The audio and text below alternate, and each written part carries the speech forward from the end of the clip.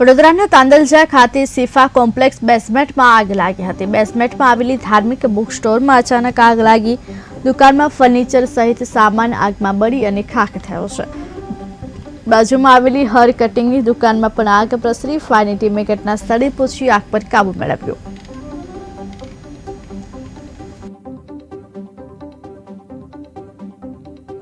વિસ્તાર જાણે અહીંયા કઈ રીતે આગ લાગી છે, કઈ રીતે જાણકારી મળી? જેપી રોડ પોલીસ સ્ટેશન પાસે સિફા કોમ્પ્લેક્સમાં એક બાર્બર શોપમાં આગ છે તેવી સિટી કમાન્ડ કંટ્રોલ અમારા મુખ્ય કંટ્રોલ રૂમ ખાતે કોલ મળેલો। તાત્કાલિક જ વાસના ફાયર સ્ટેશનથી ટર્નઆઉટ લીધું। ઘટના સ્થળ પર આવતા જોવા મળી કે આગ ઘણી જ વિકરાળ સ્વરૂપ ધારણ કરી લીધું હતું। તેથી વાસના ફાયર સ્ટેશનથી જ ફાયર એન્જિન તેમજ વોટર બાઉઝર 2 વ્હીકલ સાથે ટર્નઆઉટ લઈ અત્યારે હાલ આગ પર સંપૂર્ણપણે કાબુ મેળવી લીધો છે।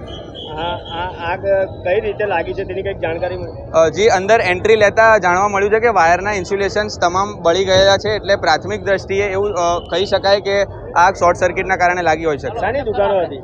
જી આ એક મુસ્લિમ કોમ્યુનિટીના ધાર્મિક પુસ્તકો હતા અંદર, તેમજ નાના મોટા અત્તરની બોટલ્સ ને એવું અત્યારે જોવા મળી રહ્યું છે, એની શોપ હોઈ શકે। તમે આગની ઘટના જોઈ, કઈ રીતે તમે